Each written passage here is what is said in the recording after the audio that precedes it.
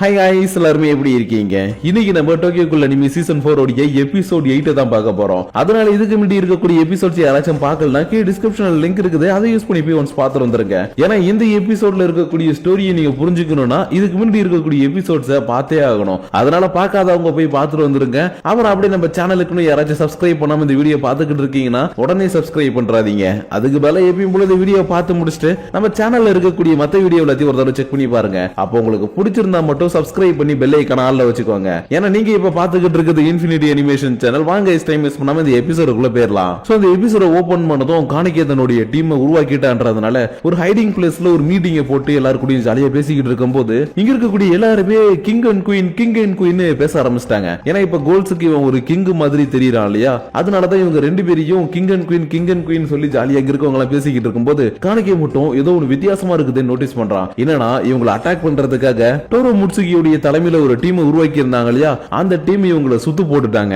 அதனால அந்த டீம்ல வந்த எல்லாருமே இன்னியோட உங்க கதையை நாங்க முடிக்க போறோம்டான்னு சொல்லிட்டு இவங்களை அட்டாக் பண்ண ஆரம்பிக்கும் போது இன்னொரு பக்கம் யூரியும் ஈக்கினோருடைய ஃப்ரெண்டு குரோயோ இருக்காங்க இல்லையா, இவங்க ரெண்டு பேருமே சேர்ந்துகிட்டு நிமுரோ வாஷோவை மீட் பண்ணி நிறைய விஷயங்களை பேசுறதுக்காக வந்திருக்காங்க. ஏன்னா சிசிஜில நிறைய தப்பான விஷயங்கள்லாம் நடக்குதுன்னு தெரிஞ்சுக்கிட்டதுக்கு அப்புறம் யூரி சில விஷயங்களை தேட ஆரம்பிச்சான் இல்லையா, அப்படி தேடினதுல இவனும் ஒரு கோல் தான்ற விஷயம் உனக்கு தெரிய வந்துருச்சு. இருந்தாலும் இவங்க கன்ஃபார்ம் பண்ணாம எதுவுமே பண்ண முடியாது இல்லையா, அதனாலதான் இவனை டைரக்டா பார்த்து நம்ம கன்ஃபார்ம் பண்ணிக்கலாம்னு இவங்க டைரக்டா இவனை பாக்குறதுக்காக வந்திருக்க. இவன் உடனே சரி ஓகே உங்களுக்கு எல்லா விஷயமும் இப்ப தெரிஞ்சு போயிருக்கும்னு நினைக்கிறேன், அதனால நான் யாருன்றத சொல்லி புரிய வைக்காம செயல்ல காட்டுறேன்டான்னு அடுத்த செகண்டே இவங்களை காகுனியை வச்சு அட்டாக் பண்ண ஆரம்பிச்சிட்டான். ஆனா உண்மையாவே இவன் காகுனியை வச்சு அட்டாக் பண்ணல, அதுக்கு பதிலா நிஷிக்கு டாக்டரை பார்க்கலான்னு போன இடத்துல ரெண்டு பேரும் புடிச்சு போட்டு போனாடி அடிச்சிருந்திருப்பான் இல்லையா, அந்த ரெண்டு பேரு தான் இவனுக்கு பதிலா இவங்களை அட்டாக் பண்ண ஆரம்பிச்சிருந்திருப்பாங்க. அதனால என்னடா கோல்ஸோட சுத்திக்கிட்டு இருக்க, அப்பனா சரி ஓகே நாங்க சந்தேகப்பட்டது உண்மைதான், நீ ஒரு கோல் தான்றது இப்ப எனக்கு தெரிய வந்துருச்சு, அதனால ஒன்னையும் இவங்களை சேர்த்தே கொள்றோம்டான்னு இவங்க ரெண்டு பேரும் மாறி மாறி அட்டாக் பண்றாங்க, இன்னொருமா பண்றாங்க.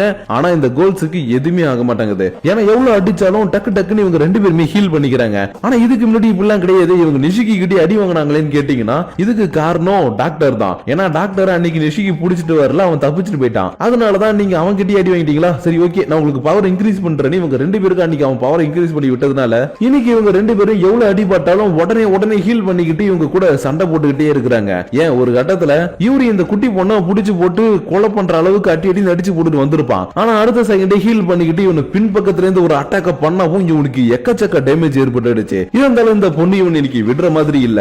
ஏன்னா இவளை புடிச்சு போட்டு அந்த அளவுக்கு இவன் அடிச்சிருந்திருப்பான். அதனால நான் யாரு என்னுடைய பவர் என்னன்றது இப்ப உனக்கு காட்டுன்றான்னு இவளுக்குள்ள இருக்கக்கூடிய காகுஜா வெளியில கொண்டு வர இதை பார்த்துட்டு குரோயோவும் இன்னும் ஏழாவதுன்னு பாத்துக்கிட்டு இருக்காரு. ஏன்னா பொதுவா காகுஜா வந்தா என்ன ஆகும், மூஞ்சிக்கு முன்னாடி ஏதாச்சும் ஒண்ணு ஃபார்ம் ஆகும், இல்ல ஏதாச்சும் ஒரு ஆர்மர் மாதிரி ஃபார்ம் ஆகும். ஆனா இந்த குட்டி பொண்ணு கடுகு சிறுத்தாலும் காரம் குறையாதுன்ற மாதிரி இவனுடைய காகுஜா ஒரு மான்ஸ்டர் மாதிரி ஃபார்ம் ஆயிருக்குது. அதனாலதான் இன்னும் எழவிடாதுன்ற மாதிரி இவர் பாத்துக்கிட்டு இருக்கும் போது இன்னொரு பக்கம் டோரோ முட்சுகி காணிக்கே இருக்கக்கூடிய இடத்தை கண்டுபிடிச்சிட்டு வந்து அட்டாக் பண்ண ஆரம்பிச்சா இல்லையா, அங்க என்னடா இப்ப நடக்குதுன்னு பார்த்தா காணிக்கே தான் கூட இருக்கக்கூடிய டோக்காவை ஃபர்ஸ்ட் இங்க இருந்து போக சொல்லிட்டு இருக்கான். ஏன்னா இவ வயித்துல இப்ப குழந்தை வளர்ந்துட்டு இருக்குது. அப்படி இருக்கும்போது இந்த சண்டை நடக்கிற இடத்துல இருந்தா இவளுக்கு ஏதாவது பிரச்சனை வந்துடும் இல்லையா, அதனாலதான் நீ ஃபர்ஸ்ட் இங்க இருந்து சேஃபா வெளியில போயிடு, நான் இவங்களை பாத்துக்கிறேன். இந்த பக்கம் இவன் தனியா சண்டை போட்டுட்டு இருக்க. இவன மாதிரியே தான் இங்க இருந்து எல்லா கோல்ஸும் டீமா பிரிஞ்சு ஒவ்வொருத்தவங்கள சமாளிச்சுக்கிட்டு இருக்காங்க. இதுல ஒரு பக்கம் நிஷிகி, ரென்ஜி, ஷூ இவங்க மூணு பேர் சேர்ந்து சூசியாவுடைய டீமை சமாளிச்சுக்கிட்டு இருக்க. தேர்ட் வார்டோட லீடர் கூட வந்திருக்கக்கூடிய டீம் நம்ம அரிமாவுடைய டீம் சமாளிச்சுக்கிட்டு இருக்காங்க. அப்புறம் மத்தபடி இங்க இருக்கக்கூடிய முக்கியமான சில பேர்ல இருப்பாங்க இல்லையா, அவங்க எல்லாரும் தனித்தனியா எல்லாரும் கூட சண்டை போட்டுட்டு இருக்காங்க. ஆனா ஒரு பிரச்சனை வந்தா நடுவுல இந்த குழந்தைங்க எல்லாம் மாட்டிப்பாங்க இல்லையா, அந்த மாதிரி தான் இந்த இடத்துல ஹீனாமி கூட இருக்கக்கூடிய குழந்தைங்க ஒரு இடத்துல மாட்டிக்கிட்டு இருக்கும் போது தன்னால முடிஞ்ச அளவுக்கு இவ தன்னுடைய காகுனியை யூஸ் பண்ணி மினிடி இருக்கவங்களை அட்டாக் பண்றா. ஆனா அதையும் மீறி ஒருத்தவங்க அட்டாக் பண்ண வரவும் டோக்கா டக்குன்னு குறுக்க வந்து அவனை அடிச்சு போட்டுட்டு நீங்க இருந்து கிளம்பு, நான் இவங்களை பாத்துக்கிறேன்னு சொல்லிக்கிட்டு இருக்கா. ஏன்னா காணிக்க என்னதான் இவளை இங்க இருந்து தப்பிச்சு போக சொல்லியிருந்தாலும் இவளுக்கு இங்க இருக்கக்கூடியவங்களை விட்டுட்டு போறதுக்கு மனசு இல்ல. அதனாலதான் நான் பாத்துக்கிறேன், நீ கிளம்புனி இவங்களை இங்க இருந்து அனுப்பி வைக்க. வாடி வாடி என் சக்காலத்தி, இன்னைக்கு உன நான் கொல்லாம விட மாட்டேன் முன்னாடி இருந்து ஒரு டைலாக் கேக்குது. யாரான்னு பார்த்தா டோரோ முட்சுகி தான். அதனால இவளை பார்த்ததும் இவையே என்ன சக்காலத்தின்னு சொல்றான், நான் தானே இவளை சக்காலத்தி சொல்லணுன்ற மாதிரி யோசிச்சுக்கிட்டே கூட சண்டை போடுறதுக்காக ரெடியாக. இன்னொரு பக்கம் அடி வாங்கி கிடக்கக்கூடிய யூரி தன்னால மூச்சு விட முடியலன்னு ரொம்பவே கஷ்டப்பட்டு இருக்கிறான். ஏன்னா இவன் உடனே ஹீல் பண்ணிக்கிற அளவுக்கு இவன் ஒன்னும் பர்ஃபெக்டான கோல் கிடையாது இல்லையா, அதனாலதான் இப்படி இவன் அட்டாக் பண்ணதுக்கு அப்புறம் இவன் மூச்சு விடுறதுக்கே கஷ்டப்பட்டு இருக்கும் போது குரோயிவா அந்த டீமனை எதிர்த்து சண்டை போடுறதுக்காக நிக்கிறாரு. ஆனா இவர் தனியா சண்டை போட்டா கண்டிப்பா செத்து போயிடுவாருன்றதுனால இல்ல நீங்க இப்படி பண்ணாதீங்கன்னு மூச்சு விட முடியலனாலும் இவர் தடுக்கிறதுக்காக ட்ரை பண்ணிட்டு இருக்கும் போது இந்த குட்டி பொண்ணு இவர் அடின்னு அடிச்சு விட்டா. ஏன் ஒரு கட்டத்துல தக்காளி நசுக்கிற மாதிரி நசுக்க போறேன்னு ஒரு அடிக்க வர நேரத்துல டக்குனு இவருடைய கை துண்டா போகுது. ஏன்னா தன்னால முடியலனாலும் எப்படியாச்சும் இவரை காப்பாத்தணுன்றதுக்காக யூரி குறுக்க வந்து இவளுடைய கையை வெட்டி கடாசிந்திருப்பான். ஆனா இவளுடைய காகுஜா ஃபார்முக்கு முன்னாடி இவெல்லாம் ஒரு தூசு மாதிரின்றதுனால இந்த குட்டி பொண்ணு இவனை அசால்ட்டா அடிச்சது மட்டும் இல்லாம ஒன்னதாண்டா இன்னைக்கு மெயின் டிஷ்ஷா நான் சாப்பிட போறேன்னு வாய்க்குள்ள தூக்கி போட்டு முழுங்கிட்டா.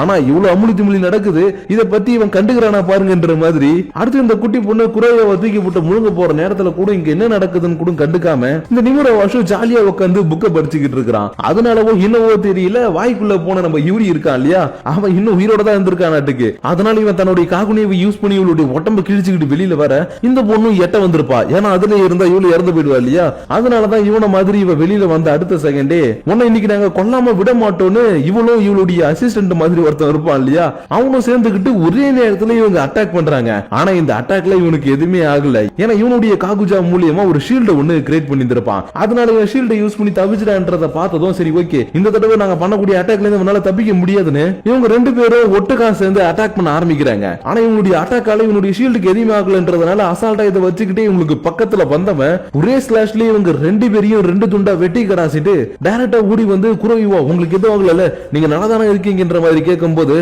லைட்டா நல்லா தான் இருக்கிறேன், இருந்தாலும் என்னுடைய இன்டர்னல் ஆர்கன்ஸ் எல்லாம் செமையா டேமேஜ் இருக்குது, அதனால கொஞ்ச நேரத்துல நான் இறந்துருவேன்னு நினைக்கிறேன். ஆனா அதுக்கு முன்னாடி நான் உங்ககிட்ட மன்னிப்பு கேட்கணும்பா. ஏன்னா உன்னுடைய அப்பா இறக்கும் போது நானுமே அந்த இடத்துல தான் இருந்தேன். ஆனா என்னால எதுவுமே பண்ண முடியாம போயிடுச்சு. அதனால சாகிறதுக்கு முன்னாடியாச்சும் என்ன மன்னிச்சிருப்பான்னு கேட்க, இல்ல தயவு செஞ்சு அப்படி சொல்லாதீங்க. எங்க அப்பா இறந்ததுக்கு அப்புறம் நீங்க தான் எனக்கு ஒரு அப்பா மாதிரி இருந்து நிறைய விஷயங்களை பாத்துக்கிட்டீங்க. அதனால நீங்க என்கிட்ட மன்னிப்பு கேட்க தேவையில்லைன்ற மாதிரி சொல்லிக்கிட்டு இருக்கும் போதே இந்த நிமிர வாஷு சும்மா இல்லாம டக்குன்னு ஒரு குயின் கேப் எடுத்துட்டு வந்து இவருடைய கழுத்துல இறக்கி வளன்னு பேசிக்கிட்டே இருக்கீங்க, எனக்கு செம்ம போர் அடிக்குதுன்னு இவரை போட்டு தள்ளிட்டான். அதனால இப்படி இவன் பண்ணதை பார்த்ததும் என்னென்னலாம் பீப் வார்த்தை போட முடியுமோ அந்த அளவுக்கு பீப் வார்த்தையை போட்டு இவனை கேவலமா திட்டிட்டு உன நான் கொல்லாம விட மாட்டேன்னு கத்தவும், ஹோ நீ என்ன கொல்ல போறியாப்பா, அதுக்கு வாய்ப்பே இல்ல. ஏன்னா என்ன கொல்றதுக்கு இன்னொருத்தன் பிறந்து வரணும்டான்னு இவனுடைய கழுத்தை வெட்ட போற நேரத்துல இவனை யாரோ பின்பக்கத்துல இருந்து போட்டு தள்ளிட்டாங்க. யாரான்னு பார்த்தா இவங்க எல்லாமே கோல்ஸ்னு ஆல்ரெடி தெரிஞ்சுக்கிட்ட நம்ம 20th வார்டோடைய ஹெட் தான். ஆனா இவன் ஏன் இத்தனை நாளா இவர் கொல்லல அப்படின்னு கேட்டீங்கன்னா இவன் தானே இவருக்கு எல்லா இன்ஃபர்மேஷனும் கொடுத்து இவங்க கோல்ஸ்னு சொல்லி போட்டு தள்ள சொன்னான். அதனாலதான் இவன் மேல இவருக்கு பெருசா எந்த ஒரு சந்தேகமும் இத்தனை நாள் வரைக்கும் வரல. இருந்தாலும் இவர் இன்னைக்கு திடீர்னு வந்து இவங்களுக்கு ஹெல்ப் பண்ணிருக்காரு இல்லையா, அதனாலதான் யார் உங்களுக்கு இவனை பத்தி இன்ஃபர்மேஷன் சொன்னது, நீங்க எப்படி கரெக்டான டைமுக்கு இங்க வந்தீங்கன்னு கேட்கவும் எனக்கு ஒரு பையன் ஹெல்ப் பண்ணாம்பான்னு இந்த இடத்துல வீடான மாஸ்க் போட்டுட்டு இருக்கக்கூடிய ஒரு பையனை இவனுக்கு இன்ட்ரோ பண்ணி வைக்கிறாரு. அது மட்டும் இல்லாம இந்த பையனை ஆல்ரெடி நீங்க பாத்திருப்பீங்க, எங்கன்னா ஆக்ஷன் நடக்கிற இடத்துல சவுண்ட பிளே பண்ணி விட்டு ஐசிஏவுக்கு ஹெல்ப் பண்ணி இருப்பான் இல்லையா, அந்த பையன் தான் இந்த பையன். பட் இவன் யாரு எதுக்கு நம்மளுக்கு ஹெல்ப் பண்றான்னு பார்த்தா இப்போதான் ஒரு மிகப்பெரிய ட்விஸ்ட். என்னடா இந்த மாஸ்க் போட்டுட்டு இருக்கக்கூடிய இந்த பையன் இருக்கான் இல்லையா, இவன் வேற யாரும் கிடையாது, இறந்து போயிட்டு தான் நீங்க எல்லாருமே நினைச்சுக்கிட்டு இருக்கக்கூடிய காணிக்கையுடைய ஃப்ரெண்டு ஹீடே தான். ஏன்னா இவன் உண்மையாவே அன்னைக்கு இறக்கலாம் இல்ல, இவனை ஆபரேட் பண்ணி காப்பாத்திட்டாங்க. அதனாலதான் அன்னையில இருந்து இன்னைக்கு வரைக்கும் காணிக்கைக்காக மறைமுகமா நிறைய விஷயங்கள்ல இவன் ஹெல்ப் பண்ணிக்கிட்டே இருக்கிறான். அப்படிதான் இன்னைக்கு இவங்களுக்கு இவன் ஹெல்ப் பண்ணது மட்டும் இல்லாம எனக்கு உங்ககிட்ட இருந்து ஒரு ஹெல்ப் வேணும், அதாவது ஒருத்தனை போய் காப்பாத்தணும்னு இவங்க கிட்ட ஹெல்ப் கேட்டுக்கிட்டு இருக்கேன். இன்னொரு பக்கம் சக்காலத்தி சண்டை செம்மையா நடந்துகிட்டு இருக்குது. அதாவது நம்ம டோரோவுக்கும் முட்சுகிக்கும் நடுவுல ஒரு சின்ன சண்டை ஆரம்பிச்சிருக்கோம் இல்லையா, அந்த சண்டை இந்த இடத்துல நல்லா செம்மையா போய்கிட்டு இருக்குது. ஏன் ஒரு கட்டத்துல முட்சுகி தான் கையில 2 கத்தி வச்சிருந்தா இல்லையா, அந்த கத்தியை வச்சு டோக்காவை ஒரு கல்லுல வச்சு லாக் பண்ணிட்டு நீ குறுக்க வராம இருந்தா ஐசு எனக்காக இருந்திருப்பாரு, இந்த சண்டையும் நடந்திருக்காது, எல்லாமே நல்லபடியா இருந்திருக்கும். ஆனா நீ குறுக்க வந்து எல்லாத்தையுமே கெடுத்துட்டு இவங்களை புடிச்சு போட்டு அடின்னு அடிச்சுக்கிட்டு இருக்கும் போதே இதே நேரத்துல இந்த இடத்துல இருக்கக்கூடிய மத்த டீம் கூட சண்டை போட்டுட்டு இருந்தவங்க இருக்காங்க இல்லையா, அவங்க எல்லாரும் வந்தவங்களை அடிச்சு போட்டுட்டு உங்களை எங்களுக்கு கொல்றதுக்கு மனசு இல்ல, ஏன்னா எங்களுடைய கிங் இப்ப யாருமே கொல்லக்கூடாதுன்னு சொல்லி இருக்கிறாரு, அதனால உங்களுக்கு நாங்க உயிர் பிச்சை கொடுக்கிறோம், இங்க தப்பிச்சு போயிடுங்கன்னு இவங்க யாருமே வந்திருக்கக்கூடிய ஹியூமன்ஸ் அட்டாக் பண்ணாம வந்துகிட்டு இருக்க. இன்னொரு பக்கம் இருக்கக்கூடிய காணிக்கை இன்னமும் சண்டை போட்டுக்கிட்டு தான் இருக்கிறான். ஏன்னா இவன் கூட ஹியூமன்ஸ் எல்லாம் சண்டை போடுறதுக்கு வரல, அதுக்கு பதிலா இந்த புதுசா ஒரு டீம் உருவாக்குனாங்க இல்லையா, அந்த டீம்ல இருக்கக்கூடிய ஒன்னை கோல்ஸ்ல இந்த இடத்துக்கு வந்து இவங்க கூட சண்டை போட ஆரம்பிக்கிறாங்க. ஆனா இவங்க உடனே தன்னுடைய காயத்தை எல்லாத்தையுமே ஹீல் பண்ணிக்கிறது எல்லாத்தையுமே காணிக்கையை பார்த்துட்டு இதுக்கு வாய்ப்பே இல்லைன்ற மாதிரி பாத்துக்கிட்டு இருக்கிறான். ஏன்னா இவங்க எல்லாருக்குள்ளயும் இவனுக்குள்ள இருக்கக்கூடிய ரீசியோடைய காகுனிய மாதிரியே காகுனிய இருக்குது. அதனாலதான் இது எப்படி நடந்துச்சு, இதுக்கு வாய்ப்பே இல்லைன்ற மாதிரி பாத்துக்கிட்டு இருக்கும் போது ஹே கைஸ் நீங்க அட்டாக் பண்றதுக்கு முன்னாடி எனக்கு ஒரு 10 நிமிஷம் டைம் கொடுங்க, எனக்கு இவனுக்கு தீர்க்க வேண்டிய ஒரு சின்ன கணக்கு இருக்குது, அதை நான் முடிச்சுக்கிறேன்னு இவனை அட்டாக் பண்றதுக்கு ஜூசு ஆர்மரை போட்டுக்கிட்டு இந்த இடத்துக்கு வந்துட்டான். பட் இவனுக்கு இவனை அட்டாக் பண்ணணும்னே தோணல. இருந்தாலும் இப்ப வேற வழி இல்ல இல்லையா, இவனை அட்டாக் பண்ணாதான் இந்த இடத்துல இருக்கக்கூடிய பிரச்சனை எல்லாத்தையும் சமாளிக்க முடியும். அதனால சரி வா ஒரு கை பார்த்துலான்னு இவனுக்கு 2 பேரும் ஒருத்தர் மாத்தி ஒருத்தர் சண்டை போட ஆரம்பிக்கும் போது காணிக்கைக்கு எக்கச்சக்கமான அடிபடுது. ஏன்னா ஜூசு எப்பயுமே தன்னுடைய ஆர்மரை புதுசா அப்கிரேட் பண்ணிக்கிட்டே இருப்பான். அதனால இவனுடைய ஆர்மர்ல இருக்கக்கூடிய ஸ்பீடு பத்த மாட்டேங்குது, எல்லா கோல்ஸையும் ஈஸியா அட்டாக் பண்ணணும்னா இன்னும் கொஞ்சம் எக்யூப்மெண்ட்ஸ் உள்ள வைக்கணும்னு புதுசா உள்ள இந்த ஆர்மர்ல செட் பண்ணிட்டு வந்திருக்கான். அதனால அதை வச்சுக்கிட்டு இவன் செம ஸ்பீடா மூவ் பண்ணி இவனை புடிச்சு போட்டு போன பயங்கரமான அடி அடிக்க ஒரு கட்டத்துல அடி வாங்கி யார்ல பறக்கும் போது காணைக்கு இங்க இருக்கக்கூடிய டோக்காவுடைய நிலைமையை பார்த்துட்டான். ஏன்னா டோரா அந்த பக்கம் அவளை லாக் பண்ணி வச்சு ஏண்டி குறுக்க வந்து அடிச்சிட்டு இருக்கா இல்லையா, அந்த விஷயத்தை பார்த்ததும் இவன் கூட இப்ப எனக்கு சண்டை போடுறதுக்கு நேரம் இல்ல, என்னுடைய டோக்காவை நான் காப்பாத்தணும், என்னுடைய குழந்தைய நான் காப்பாத்தணும்னு தன்னால நடக்க முடியலனாலும் தடுமாறி நடந்து வந்துகிட்டு இருக்க இந்த இடத்துல இருக்கக்கூடிய டோராவுடைய டீம்ல இருக்கவங்களா இருக்காங்க இல்லையா, இவனை நம்ம கொல்லணும், நம்மளுக்கு வந்து ஆர்டரே அதுதான், இவனை கொல்லணும் ஆமா இவனை கொல்லணும்னு ஏதோ ரேப் சாங் பாடுற மாதிரி பேசிக்கிட்டே இருந்தவங்க அடுத்த செகண்டே காகுனியை வச்சு இவனை சதக்குன்னு குத்தி கொல்றாங்க. ஆனா இது எல்லாத்தையும் பார்க்கக்கூடிய டோரோவுக்கு செம ஷாக்கு. ஏன்னா இவ ஆர்டரே கொடுக்காம இவங்க பத்தி அட்டாக் பண்றாங்க இல்லையா, அதனாலதான் அடே நான் உங்களுக்கு ஆர்டர் கொடுக்கடா நிறுத்துங்கடான்னு சொல்ல போற நேரத்துல பக்கத்துல இருக்கக்கூடிய டோக்காவும் இல்ல இப்படி நடக்க கூடாதுன்னு கத்தவும், இப்ப கூட நீதிக்கடி குறுக்க வந்து கத்துற, நான் தான் கத்து பண்ணி இவளுக்கு அடி அடிக்க இதை எல்லாத்தையும் அடி வாங்கி கடக்கக்கூடிய காணக்கையை பார்த்துட்டு டோக்கா டோக்கா டோக்கா டோக்கா டோக்கா இப்படின்னு டோக்காவுடைய பேரை மட்டுமே சொல்லிக்கிட்டு இருக்கவும் இந்த நிலைமையில கூட ஏன் அவர் என் பேரை சொல்ல மாட்டாரு, உன் பேரை எதுக்கு சொல்றாருன்னு கொஞ்சம் கோவப்படும் போது டோக்கான்னு சொல்லிக்கிட்டு இருக்கக்கூடிய காணக்கேவும் மைண்ட் லெவல் கனெக்ஷனுக்குள்ள போயிடுறான். ஆனா இந்த இடம் பாக்குறதுக்கு வித்தியாசமா இருக்குது. அது மட்டும் இல்லாம இவனுக்கு முன்னாடி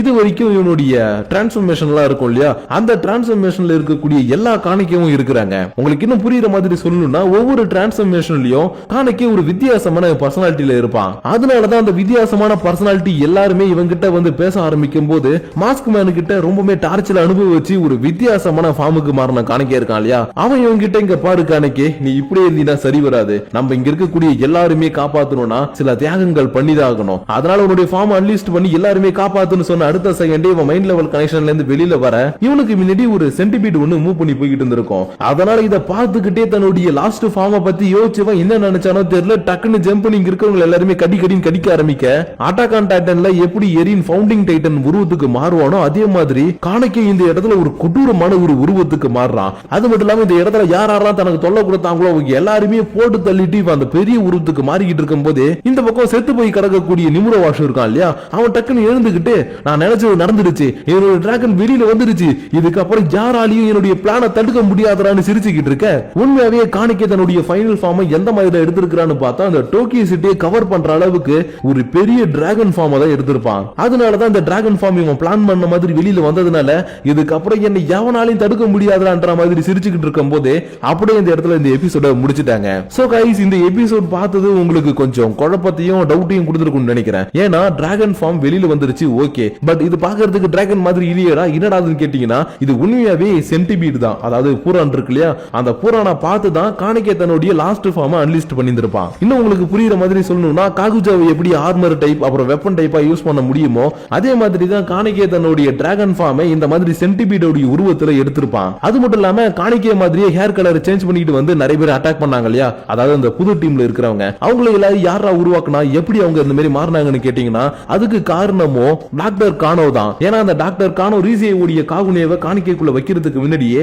அதோடைய சாம்பிளை எடுத்து அதே மாதிரி இருக்கக்கூடிய டூப்ளிகேட்டை உருவாக்கிட்டாரு. அதனாலதான் காணிக்கையை போட்டு தள்ளுற நிலைமைக்கு அட்டாக் பண்ணணும்னா ரீசியோடைய காகுனேவால மட்டும்தான் முடியும்னு இந்த டீம்ல இருக்கக்கூடிய எல்லாருக்குமே இந்த காகுனேவை கொடுத்து அட்டாக் பண்ண வச்சிருப்பானுங்க. அது மட்டும் இல்லாம இவங்க எல்லாரும் ஒரே மாதிரி மைண்ட் கண்ட்ரோல் பண்ண மாதிரி பேசிட்டு இருந்தாங்களே இதுக்கு காரணம் யாருன்னு கேட்டீங்கன்னா ஃபாதர் ஒருத்தர் தெரிஞ்சுக்கிட்டு இருப்பாரு இல்லையா, அதாவது அமானுடைய ஃபாதர், அவரு தான் இவங்களை எல்லாருமே மைண்ட் கண்ட்ரோல் பண்ணி இருப்பாரு. ஏன் இன்னும் சொல்லணும்னா இதுக்கு முன்னாடி குளோன் மாஸ்க போட்டுக்கிட்டு நிறைய மனுஷங்க வந்து அட்டாக் பண்ணாங்க இல்லையா, அவங்களையும் மைண்ட் கண்ட்ரோல் பண்ணது யாருன்னா அந்த ஃபாதர் தான். ஆனா அந்த ஃபாதர் இவங்களை கண்ட்ரோல் பண்ணணும்னா இவங்களுடைய முகத்துல மாஸ்க் போட்டுருக்கணும். அதுக்காக தான் அந்த டீம்ல இருக்கக்கூடிய எல்லாருடைய கண்ணுலையும் பாத்தீங்கன்னா ஒரு மாதிரி வித்தியாசமான மாஸ்க் மாதிரி போட்டிருப்பாங்க. சோ கைஸ் இப்போ நான் சொன்ன இந்த டீடைல்ஸ் அப்புறம் நம்ம நீங்க பார்த்த எபிசோட் எல்லாமே உங்களுக்கு தெளிவா புரிஞ்சிருக்கும் நினைக்கிறேன். அதனால இது வரைக்கும் இந்த வீடியோ பார்த்துக்கிட்டு இருக்க உங்களுக்கு இந்த எபிசோட் பிடிச்சதா இல்லையான்றது எல்லாத்தையும் கீழே இருக்கக்கூடிய லைக் ஷேர் பட்டனை தட்டி விட்டுட்டு அதுக்கு கீழே இருக்கக்கூடிய கமெண்ட் செக்ஷன்ல கமெண்ட் பண்ணுங்க. அப்படி நீங்க பண்ணக்கூடிய அந்த கமெண்ட்ஸோட சேர்த்து உங்களை நான் நெக்ஸ்ட் எபிசோட வந்து மீட் பண்ற வரைக்கும் உங்களிடமிருந்து விடைபெறுவது